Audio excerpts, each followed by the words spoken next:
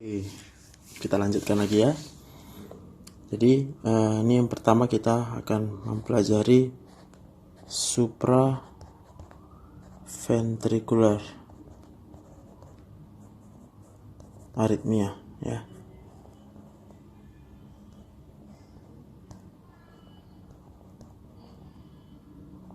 Artinya supra di atas, sedangkan ventricular tentunya artinya adalah ventricle. Jadi sumbernya itu adalah aritmianya bersumber dari atrium atau dari AV node.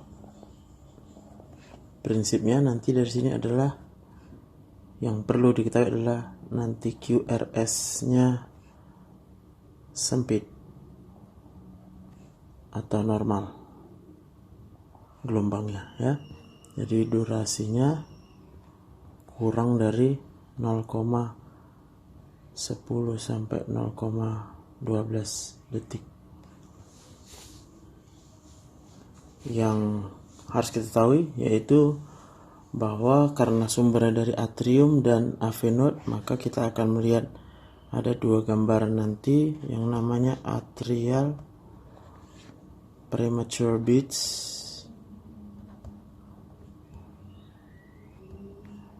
atau junctional premature beats ya. Nanti ada juga yang namanya atrial escape beats dan junctional escape beats ya. Jadi ingat, kalau junctional ini bicara AV node. Yang perlu diingat, kalau dia dikatakan premature berarti prematur ya. Impuls timbul sebelum waktunya. Sedangkan kalau dia dari kata escape, impuls timbul setelah lewat waktu seharusnya. Nah, itu prinsipnya aja.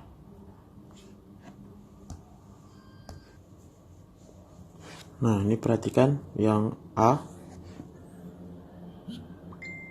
Ada gelombang P, kemudian QRS, kemudian gelombang T.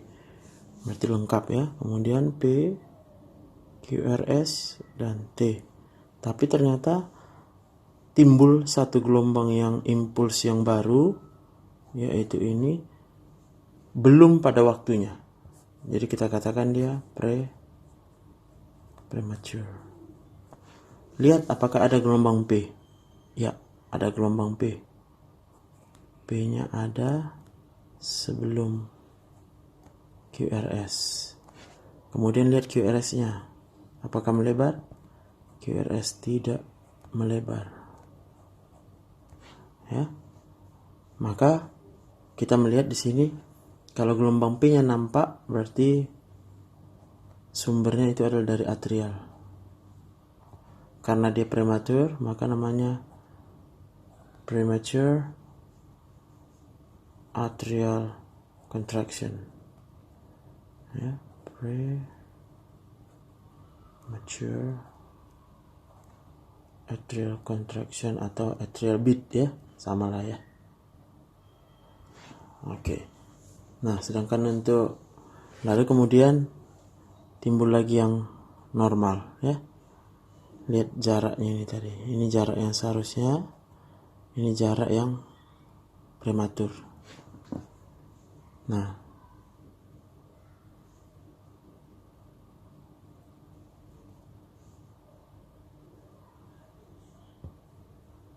lalu kita lihat gambar yang kedua ya.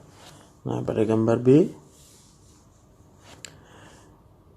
normal karena ada gelombang P, QRS, gelombang T, gelombang P, QRS, gelombang T, gelombang P, QRS, T.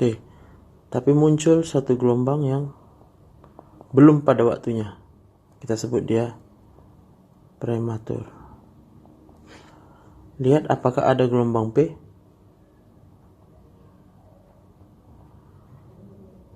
Ternyata tidak ada.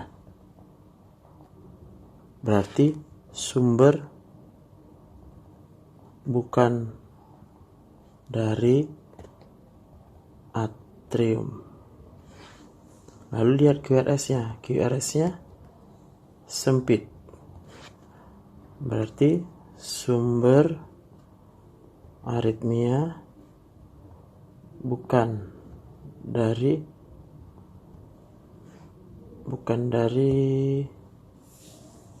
ventricle, ya, bukan dari ventricle.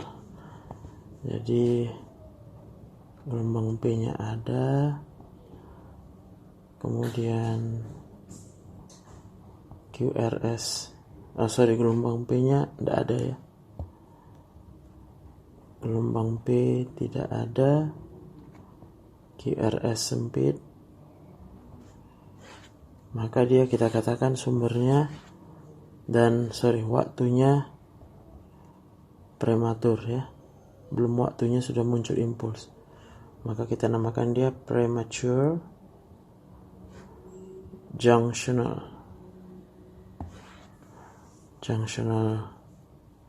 beat. Ya, kadang-kadang bisa muncul gelombang P, ya, pada saat setelah QRS. Kadang-kadang, tidak selalu.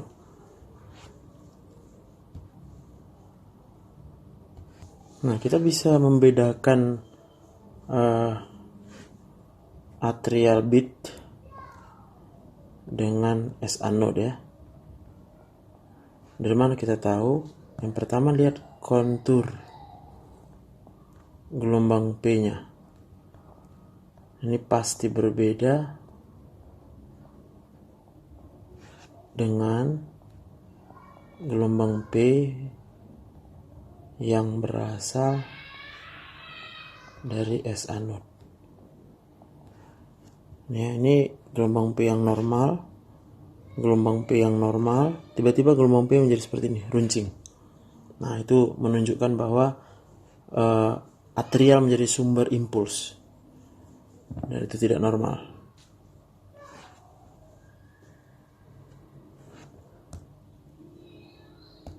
Lalu kita lihat yang berikutnya, ya. Ini lihat ada gelombang P, ya. Ada gelombang QRS, gelombang T, kemudian P, QRS, T, ya. Lalu kemudian ada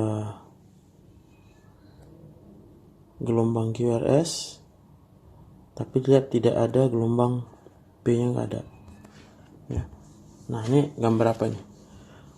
Kita lihat analisanya. Yang pertama, tidak tampak gelombang P-nya. Berarti yang perlu kita pikirkan bukan dari atrium sumbernya. Yang kedua, QRS-nya durasi normal atau tidak melebar. Berarti bukan dari ventricle. Yang ketiga, muncul sebelum waktunya atau terlalu dini. Berarti kita sebut dia premature. Maka kalau dia bukan dari atrium, bukan juga dari ventricle, pikirkan dia berasal dari di antara atrium dan ventricle. Apa yang ada di situ yaitu AV node, atau kita sebut dia junctional. Jadi junctional premature beats. Nampak ya?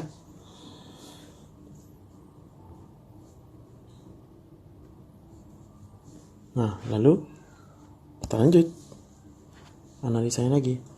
Lihat di sini, kompleksnya normal, tiba-tiba hilang, tidak ada muncul, lalu muncul satu. Nah, lihat di sini, apakah ada gelombang P? Tidak ada, jadi tidak ada gelombang P. QRS-nya durasi normal, timingnya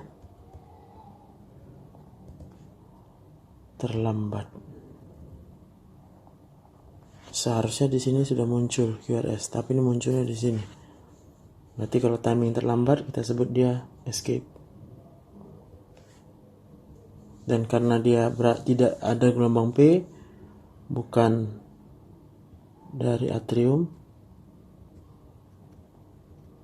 dan QRS yang normal berarti bukan dari ventricle, maka kita sebut dia escape junctional.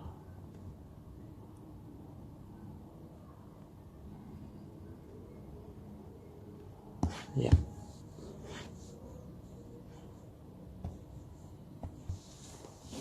Nah, kita lihat satu lagi ya. Ini normal. Lalu kemudian ini juga masih normal. Tetapi kemudian hilang di sini, tidak ada terbentuk QRS. Tapi kalau kita lihat ada satu perbedaan di sini, gelombang T-nya dengan gelombang T yang normal. Jadi bentuk gelombang T berubah. Nah, ini kemungkinan ada impuls atrium yang muncul ya, dan bersamaan dengan repolarisasi ventricle ya. Jadi gelombang T ini adalah repolarisasi. Berarti kalau kita lihat munculnya sebelum waktunya, jadi ini merupakan suatu premature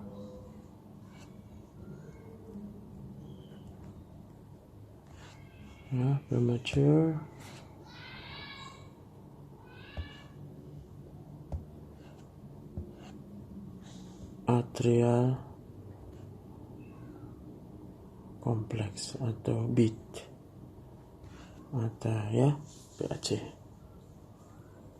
Tapi ternyata gagal untuk menimbulkan impuls karena tertahan oleh AV node. Kenapa dia tertahan? Karena AV node sedang mengalami repolarisasi ya. Jadi dia tidak meneruskan impuls menuju ke ventricle. Nah, jadi kalau tadi kita sudah mempelajari impuls yang dia sifatnya sementara saja ya, maka sekarang kita akan melihat aritmia yang dia sifatnya lebih menetap ya. Jadi kita sebut dia sustain. Menetap artinya sustain supra ventricular. Jadi dari atas, bagian atas ventricle, bukan ventricle. Arrhythmias.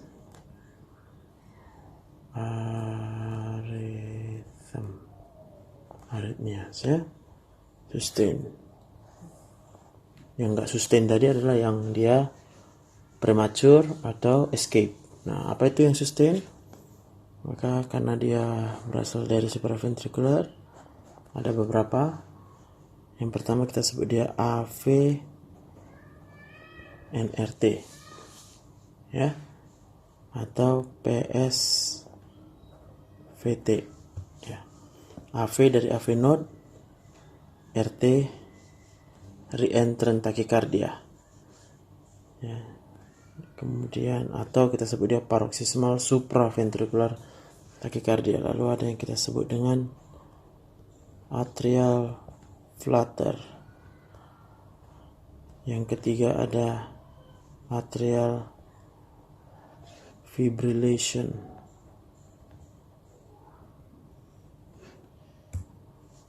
Lalu yang keempat ada MAT, multifocal atrial tachycardia. Lalu yang kelima ada PAT, paroxysmal atrial tachycardia.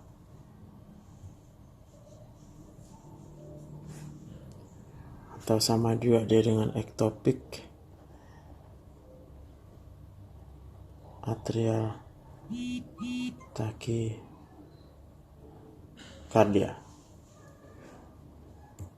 Oke, kita lihat satu-satu ya. Yang pertama kita lihat AV NRT. Kepanjangannya AV nodal. R-nya itu reentrant tachycardia. Ya, dari asal katanya AV node berarti sumber aritmia dari AV node. Kalau disebut dia reentrant berarti mekanismenya ya. Ini mekanisme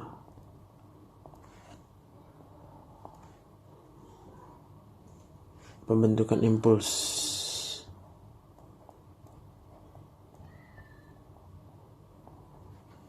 Ya, ingat gambar yang kemarin nih. Saya akan coba ingatkan bagi kita. Yang dimaksud dengan reentrant itu adalah ini ya.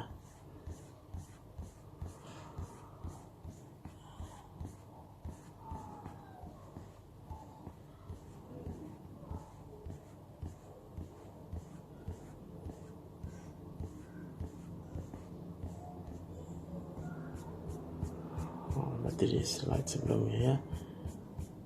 Oke, ini akan saya gambarkan aja reentrant tachycardia. Jadi kalau ini adalah satu bagian jantung yang tidak bisa menghantarkan impuls ya secara normal. Artinya normal memang dia tidak menghantarkan. Kalau ada impuls, maka normalnya dia akan memutar berkeliling, meneruskan impulsnya. Jadi ada satu impuls pada awalnya dan satu impuls juga yang berikutnya. Tapi kalau terjadi kondisi di mana ini ada satu impuls tapi ternyata di sini ada blokade, kita katakanlah nekrosis, maka impuls dari sini akan begini, impuls dari sini akan berhenti. Karena di sini tidak terjadi perubahan impuls, maka mulailah terjadi begini bentuknya. Impulsnya akan memutar. Kemudian satu waktu nekrosisnya akan mulai pulih. Artinya terbentuk jaringan konduksinya mulai ada hanya untuk konduksi ya. Maka gambarnya berubah. Dari begini, ini impulsnya. Yang tadi impulsnya sini ada sebagian begini, sebagian ke atas. Karena ini sudah pulih, maka ini akan diteruskan lagi begini. Maka akan terjadi di sini. Jadi satu impuls ditambah dengan impuls yang berputar-putar, hasilnya lebih dari satu impuls. Inilah namanya reentrant. Nah, jadi pada AV nodal reentrant, kalau ini adalah otot, ini adalah jantung kita, di sini ada AV node, maka di sini akan terjadi impuls yang berputar-putar dan menghasilkan lebih dari satu impuls. Ya,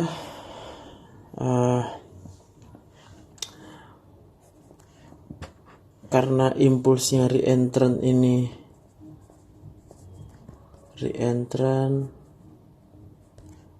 pada AV node,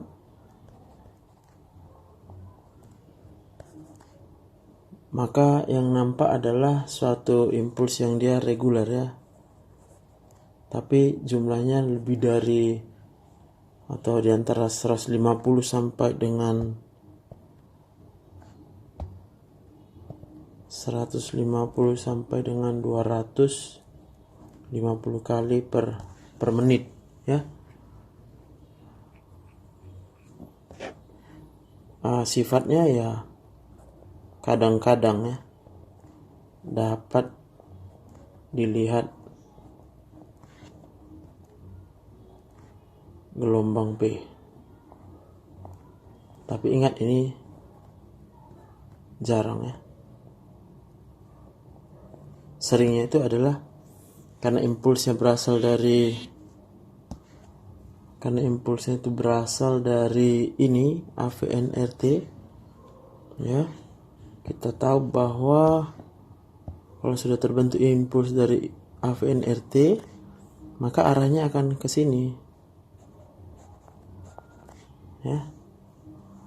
Kalaupun ada yang tetap dihasilkan oleh AV node yang mungkin bisa sesekali kelihatan dengan perencanaan ini, barulah dia muncul yang ini ya.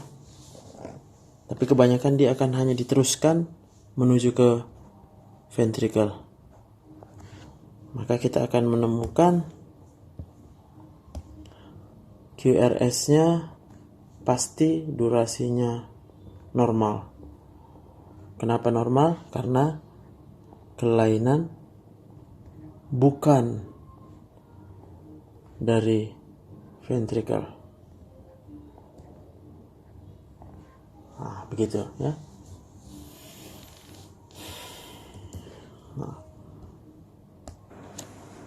Nah, ini kita lihat ya. Ini adalah AV node-nya. Dimana di AV node-nya terjadi apa? Reentrant. Jadi ada banyak impuls. Impuls yang akan dikirim ke arah ventricle dan juga ke arah atrium kembali. Ya, ini arahnya.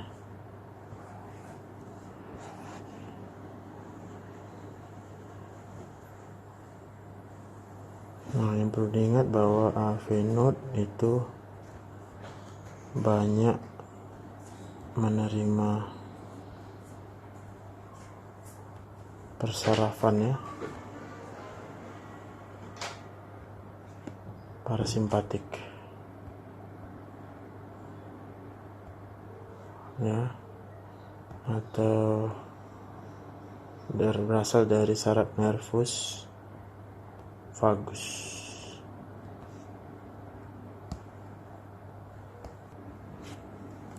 Nih, kita lihat yang pertama ya.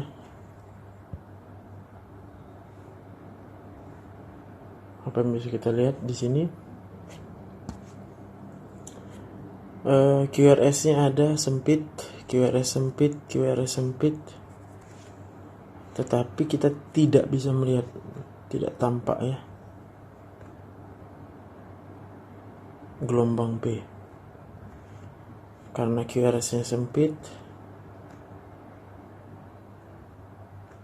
Ingat ya, sempit itu artinya durasi kurang dari 0,11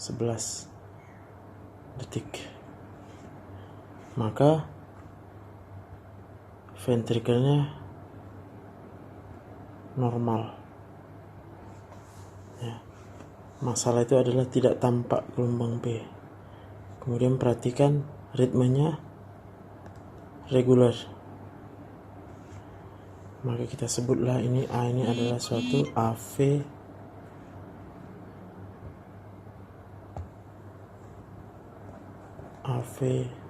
NRT ya.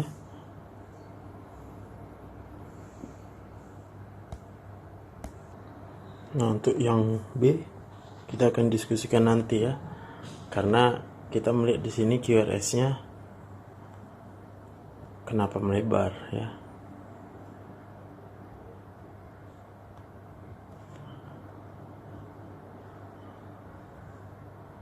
Lalu untuk yang C kita menemukan yang disebut dengan retrograde ya, retrograde P wave. Jadi gelombang P nya ada tapi terbalik. Nah, ini dia. Ini pasti kelihatan kalau kita udah memperbesar kertas EKG ya. Nah, jadi kita lihat pakai handphone, foto, kemudian perbesar. Prinsipnya tetap sama. Gelombang QRS-nya tetap sempit. Gelombang QRS tetap sempit. QRS tetap sempit. QRS tetap sempit. Kemudian gelombang P-nya ada, tetapi letaknya itu tidak tepat ya. Dan dia aksisnya terbalik ya, jadi arahnya terbalik seperti kita lihat tadi pada gambar ini tadi ya. Nah, inilah yang mengakibatkan aksis P terbalik karena arahnya sudah berlawanan ya. Aksis P berlawanan. Nah, itu maka nampak bisa timbul, bisa terlihat kadang-kadang adanya retrograde P wave pada gambar ini ya.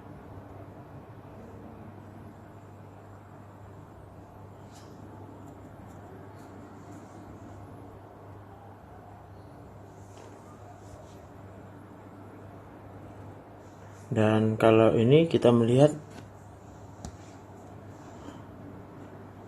ada gambar seperti ini bukan gelombang P ya, tapi itu adalah gelombang R aksen. Maka kita sebut gelombangnya itu adalah karena didahului karena kita lihat sini R aksen ya. Jadi ada timbul satu gelombang seperti gelombang R yang baru. Ini juga disebabkan oleh adanya AVNRT ya. Dan ini dapat dilihat pada lead V1 saja. Dan R aksen ini juga merupakan gambaran dari retrograde P wave ya. Jadi ya mirip aja ya, mirip R aksen, tapi dia bukan R aksen, tapi dia merupakan gelombang P yang retrograde. Jadi retrograde ini bisa tadi di sebelum QRS, bisa juga dia setelah QRS. Ingat tadi karena sumbernya dari AV node.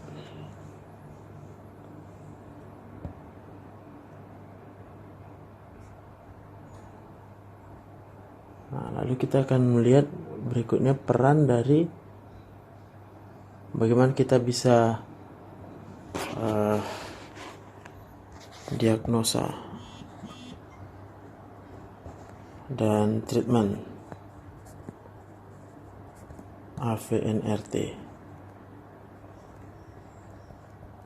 Ingat tadi bahwa AV node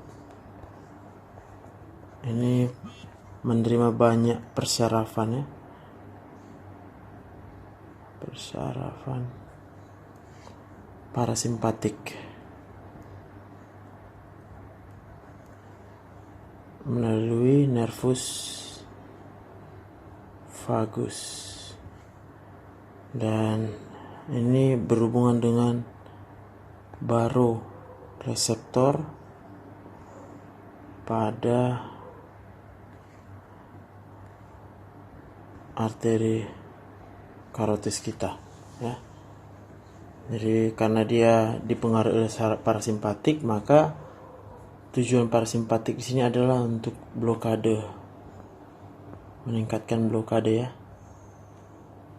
impuls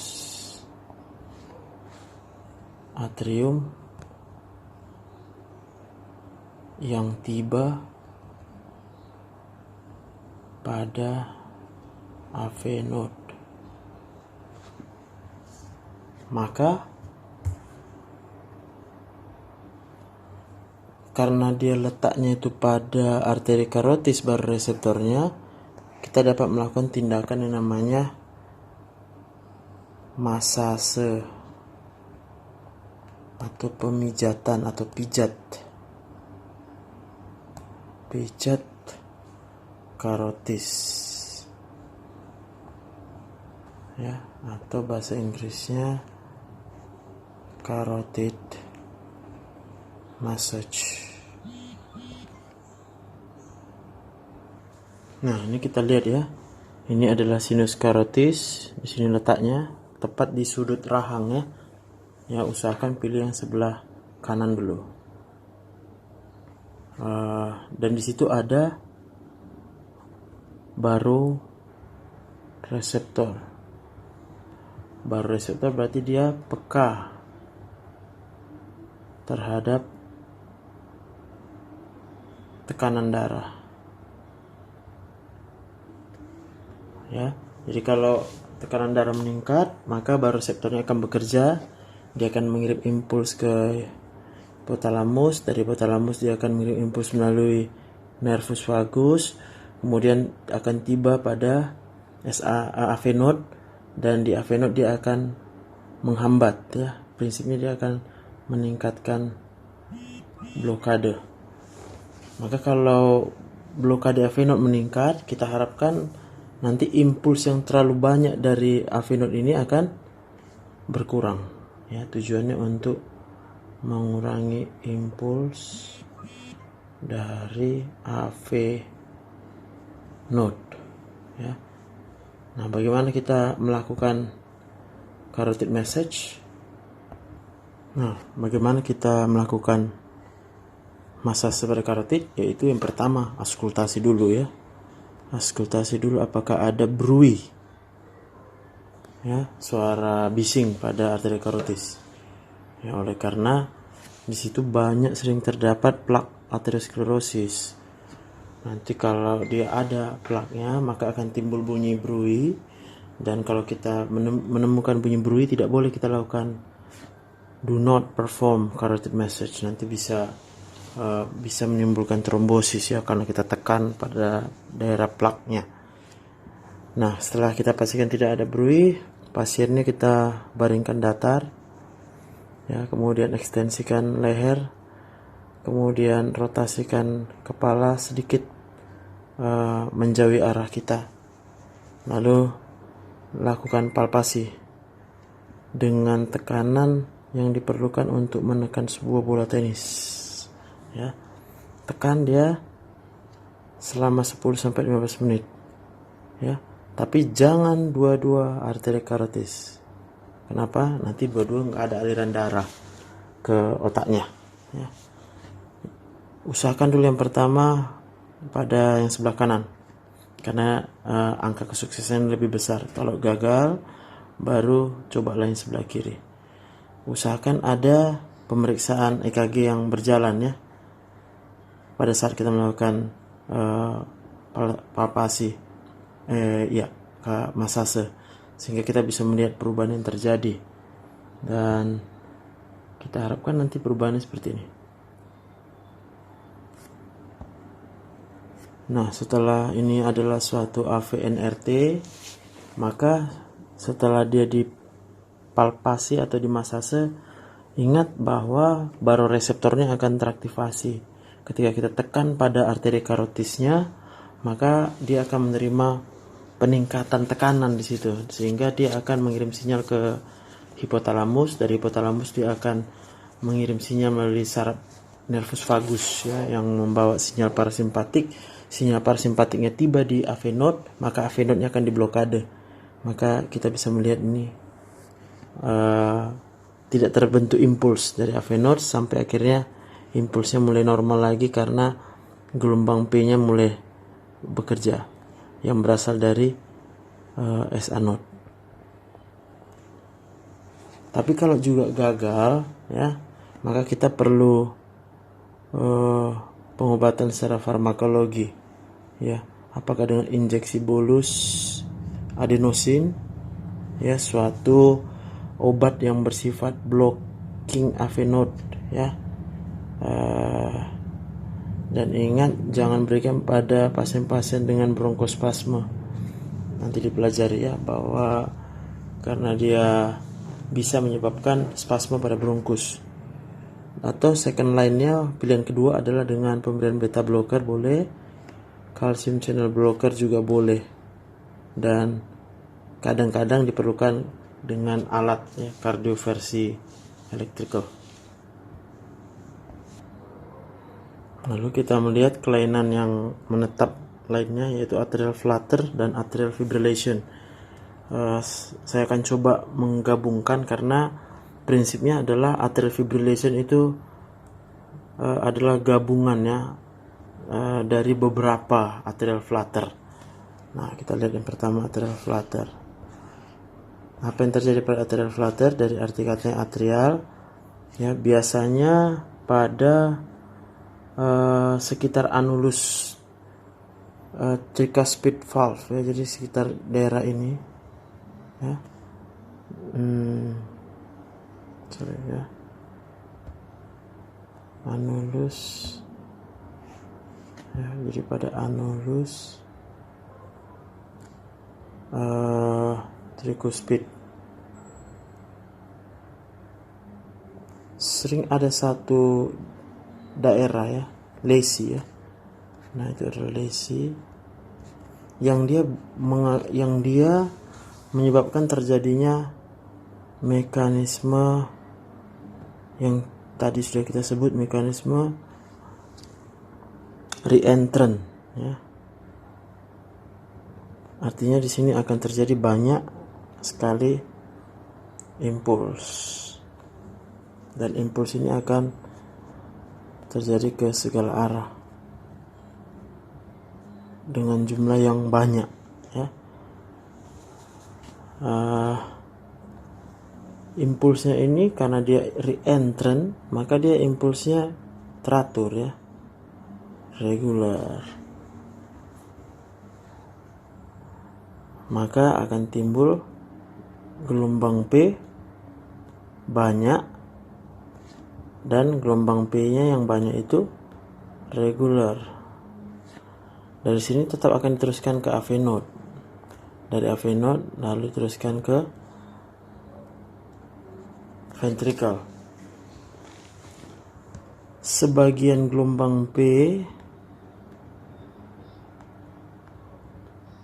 yang tiba di AV node ini akan ya berhasil diblokade, tapi sebagian besar akan diteruskan ke ventricle. Nah, sedangkan pada atrial fibrillation, ini adalah jantungnya, titiknya itu bukan hanya satu, ada beberapa. Semua menimbulkan impuls yang berlebihan, impuls,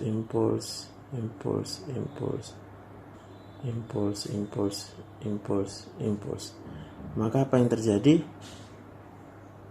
Gelombang P-nya pasti akan sangat banyak dan tidak teratur. Oke, karena tidak teratur, maka penjalaran di sini juga menjadi penjalaran di atrium menjadi tidak teratur. Akibatnya gelombang P sulit atau tidak mungkin bahkan diidentifikasi, tidak mungkin terlihat pada EKG. Dan kalau dia impuls atriumnya tiba di AV node, prinsipnya sama. Sebagian besar akan diteruskan ke ventricle. Oke. Kita akan lihat gambarnya. Nah, ini kita lihat sekarang gambaran EKG atrial flutter ya. Apa yang bisa kita lihat? Yang pertama ada banyak gelombang P. Kemudian kita bisa lihat QRS-nya sempit atau normal. Oke. Dan kalau kita lihat di sini, kita boleh saja mencoba massage karotid, karena tujuan karotid massage itu adalah untuk meningkatkan blokade pada AV node. Dan waktu dilakukan massage ya, tadinya setiap ada 2 gelombang P akan menghasilkan 1 QRS. Lalu setelah dilakukan massage, maka akan mulai terjadi blokade pada QRS, sehingga sampai sudah terbentuk 4 gelombang P baru terbentuk 1 QRS. Tapi tetap kita lihat bentuknya di sini, gelombang P-nya adalah teratur ya, karena fokusnya satu yang reentrant. Gelombang P-nya teratur, jadi bentuknya itu katanya seperti gigi gergaji. Nah, itu dia atrial flutter.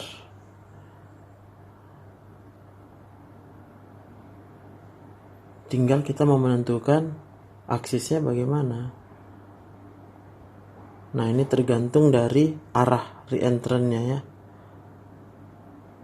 Apakah dia searah jarum jam atau berlawanan arah jarum jam.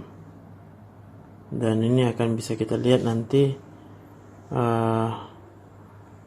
perubahan aksisnya.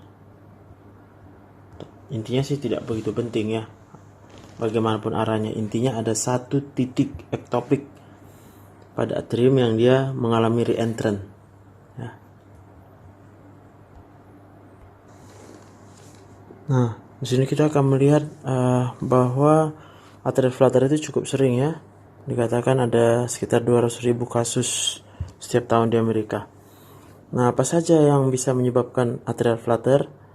Jadi ada beberapa kondisi yang berhubungan ya dengan atrial flutter. Yang pertama, hipertensi, orang-orang dengan obesitas, sakit gula, gangguan elektrolit, intoksikasi alkohol, penggunaan obat-obat narkoba, penyakit pada paru, tirotoksikosis atau tiroidnya bekerja berlebihan, atau juga beberapa kondisi yang terjadi pada jantung ya.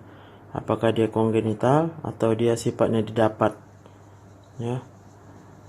Itu akan bisa memicu titik ektopik pada atrium kita untuk mengalami reentrant takikardia. Walaupun dia jarang berbahaya katanya ya, jarang berbahaya, mengancam hidup, tapi ketika ventrikelnya itu menjadi cepat ya, terlalu cepat ya, jadi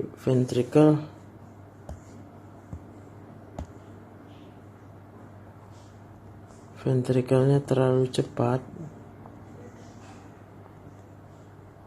maka akan menyebabkan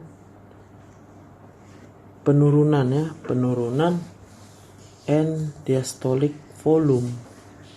Jadi waktu untuk pengisian jantung akan berkurang, sehingga penurunan stroke volume dan penurunan cardiac output. Nah, penurunan cardiac output ini akan menimbulkan gejala tentunya ya, yaitu gejala-gejala serupa gagal jantung, sesak napas ya, dan ini mungkin akan memerlukan intervensi yang urgent ya. Maka apa yang harus dilakukan yaitu dengan kardioversi atau cardioversion dengan menggunakan alat ya, bisa juga dengan obat farmakologi, dengan obat-obatan anti aritmia. Nah, kalau dia dengan alat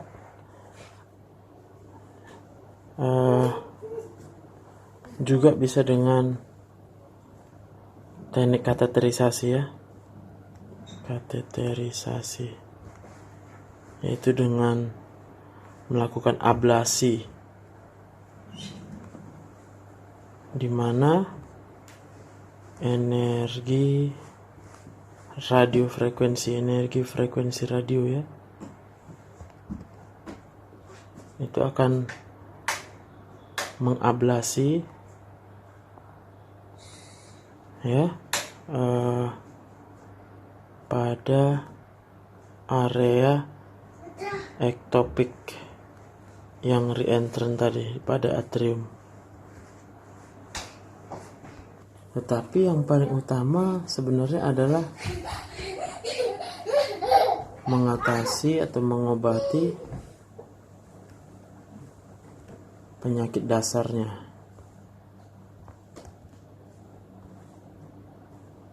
Ya, jadi kalau kita lakukan pun teknik untuk mengubah ini menjadi sinus ritme ya, kardioversi, tapi kalau kita tidak mengobati penyakit dasar akan tidak berhasil juga. Nah, sebagai tambahan tadi ya, jadi ablasi itu adalah dengan menutup ya penjalarannya yang bersumber dari titik ektopik.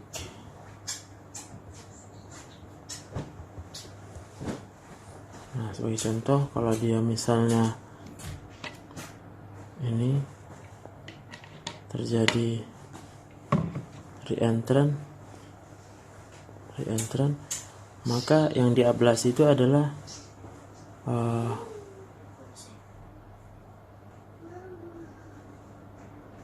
ini, daerah ini akan diablasi.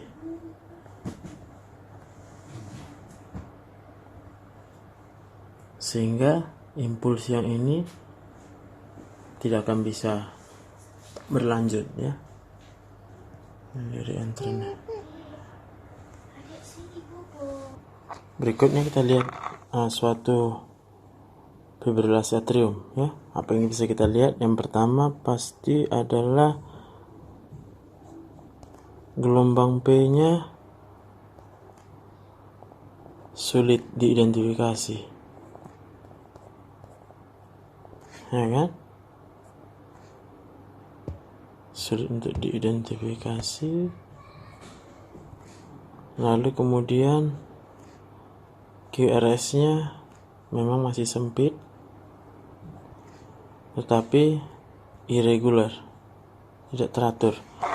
Nah, kenapa ini terjadi? Karena titik tadi pada atrium itu terlalu banyak, sehingga atriumnya sendiri pun akan mengalami kebingungan untuk melakukan penjalaran impuls-impuls tersebut. Ya, kalau AV node-nya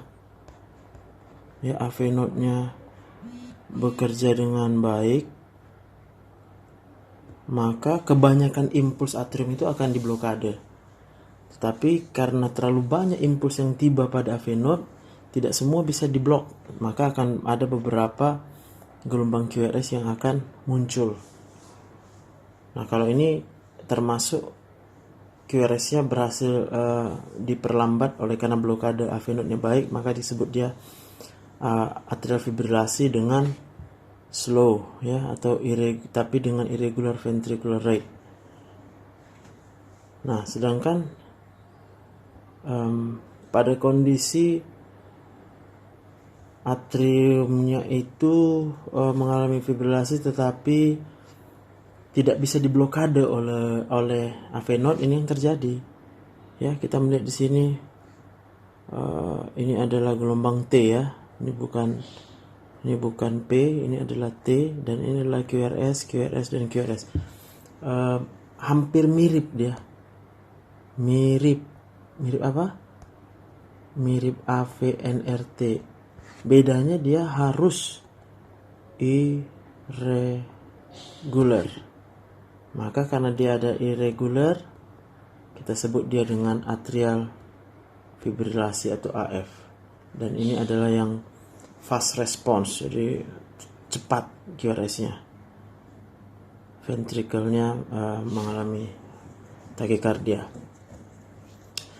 Nah, apa yang berbahaya dari kondisi ini adalah pada saat terjadi fibrilasi, ya, kalau terjadi atrial fibrilasi, dari namanya sudah fibrilasi, maka yang pertama, atrium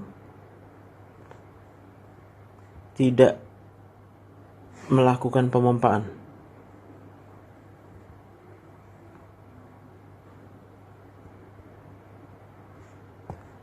Yang kedua, atriumnya hanya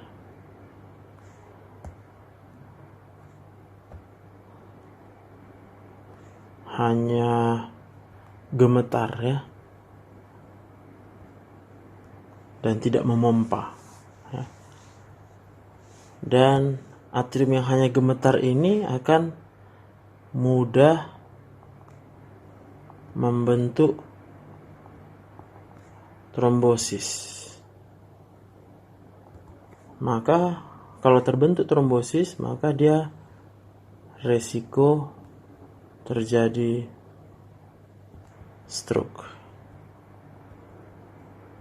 Itulah yang berbahaya dari atrial fibrilasi.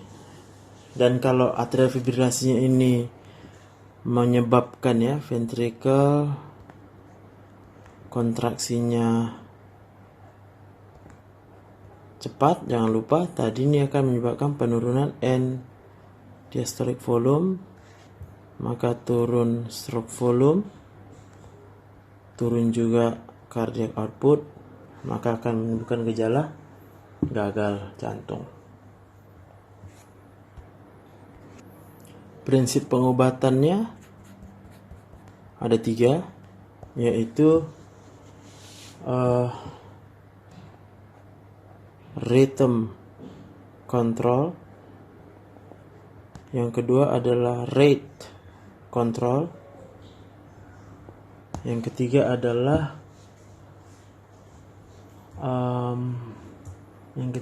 pencegahan, ya, pencegahan terjadinya koagulasi, jadi dengan pemberian antikoagulan. Rhythm control bisa dengan ablasi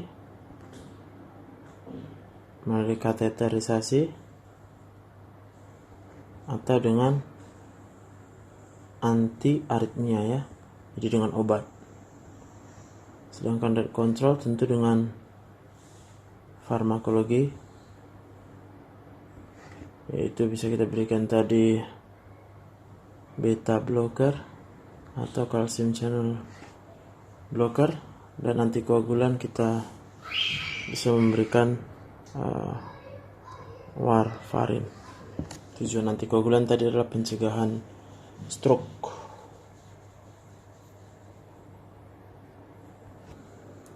Nah, ini kita lihat tindakan ablasi kateter ya.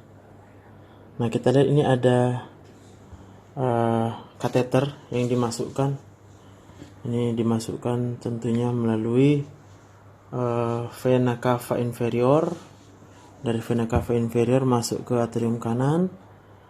Ya, kemudian dari atrium kanan akan menuju ke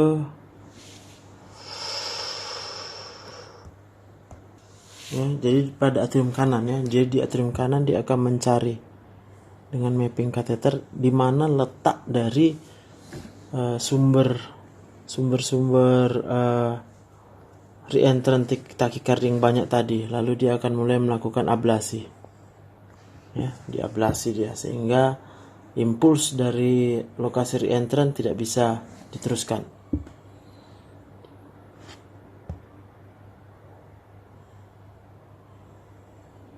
Jadi yang perlu diketahui bahwa pasien-pasien yang baru, new onset, ataupun yang sering kambuh, ataupun yang menetap dari suatu atrial fibrilasi itu memiliki risiko yang tinggi terjadinya emboli sistemik ya. Kenapa? Karena atrium yang mengalami fibrilasi itu seperti tadi kita bilang itu sepertinya atriumnya hanya mengalami menggigil seperti gemetaran gitu ya, dan bukan berkontraksi ya. Jadi seperti kantong yang berisi banyak cacing begitu. Dan ini menjadi tempat yang mudah untuk mengalami pembekuan darah. Dan pembekuan darah ini dapat lepas, kemudian mengalami embolisasi, berjalan melalui systemic circulation, bisa menyebabkan stroke ataupun penyumbatan pembuluh darah di mana saja di tubuh kita. Dan itu yang harus diobati dengan pemberian anti koagulan.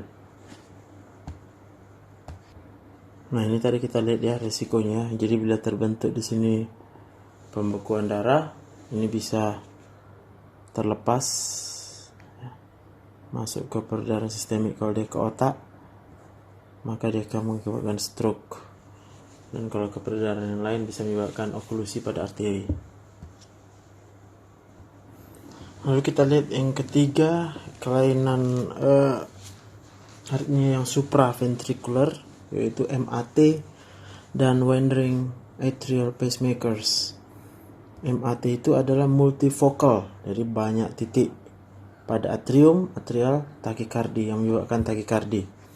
Nah, apa yang terjadi? Karena banyak titik yang ektopik tadi di atrium, kita sebut di ectopic atrial foci, maka dia akan menimbulkan impuls yang random, jadi tidak teratur ya, dari beberapa lokasi, sehingga akan menyebabkan timbulnya kontraksi ventrikel 100-200 kali per menit ya, atau sama dengan takikardi dia. Dan kalau impulsnya itu kurang dari 100 kali per menit saja ya, kurang dari 100 kali, maka namanya hanya wandering atrial pacemakers. Dan prinsipnya adalah tetap sama ya, multiple sites of origin, atrial origin. Jadi ada banyak tempat, maka yang timbul adalah gambaran gelombang P yang dia bervariasi.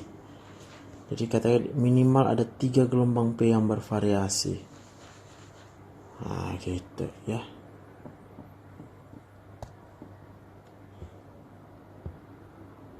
Ini gambarnya kita lihat.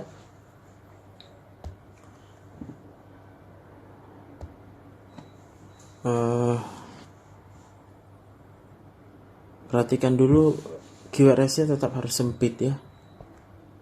QRS sempit. Apakah ada gelombang P?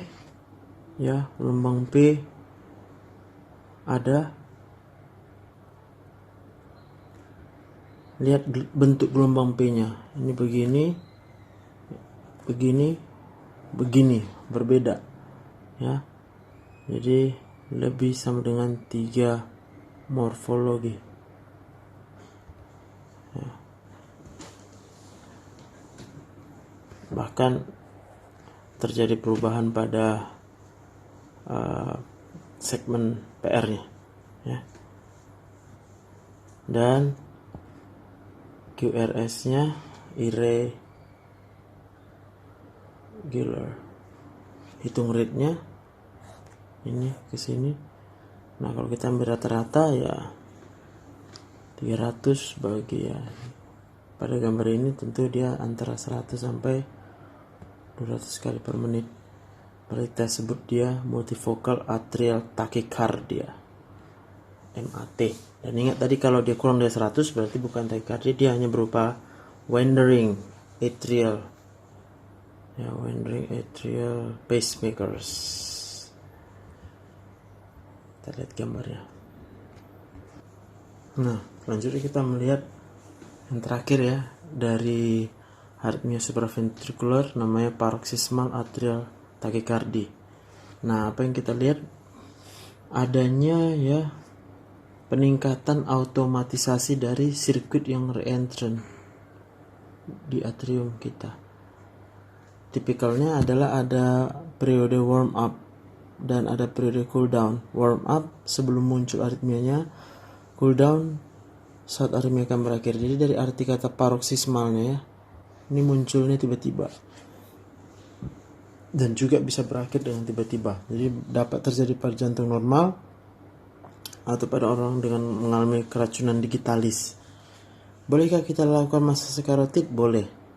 Dan kalau dia tidak menimbulkan efek apapun, kita yakin bahwa itu adalah suatu paroxysmal atrial tachycardia.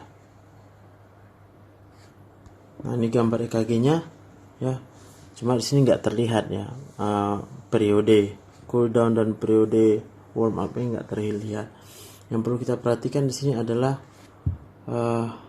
gelombang P-nya itu morfologinya berbeda-beda, tidak teratur, ya. Ya.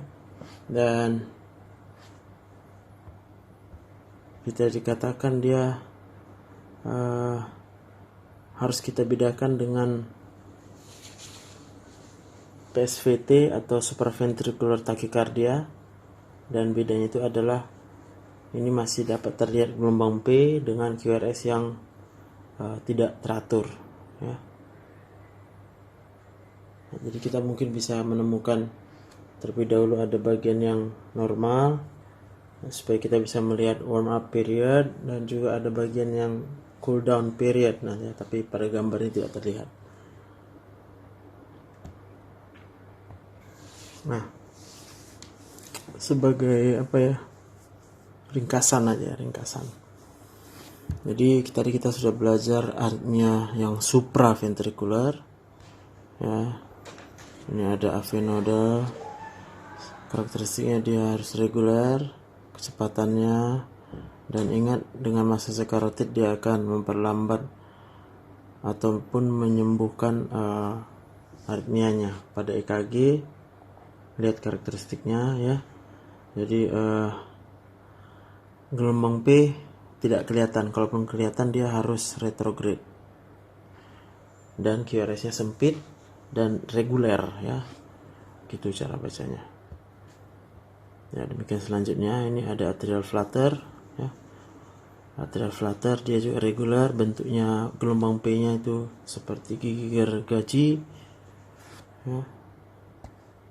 Kemudian bisa kita lihat bloknya perbandingan 21, 31, 41 dan seterusnya. Jadi 2 gelombang P diikuti 1 gelombang QRS. 3:1, 3 gelombang P, 1 gelombang QRS ya. Bisa carotid message ya, dia hanya meningkatkan blok tapi tidak bisa menghilangkan atrial flutter. Sedangkan fibrilasi itu harus irregular ya. Jadi tidak jelas baseline-nya, dan carotid message juga mungkin bisa menurunkan kecepatan ventrikelnya. Lalu multifocal atrial tachycardia ya. Dan dia harus irregular dan harus minimal ada 3 morfologi gelombang P berbeda-beda ya. Ini 1, 2, 3. Alright. Dan masa karotid tidak ada efek. Sedangkan pada paroxysmal atrial dia regular. Ya. Ada warm up period dan ada dan carotid message tidak ada efek. Ya. Jadi ingat bahwa untuk mendiagnosa supraventricular tachyarrhythmia, lihat gelombang P-nya dulu. Dan dia pasti terutama akan kita lihat pada lead 2 dan lead V1.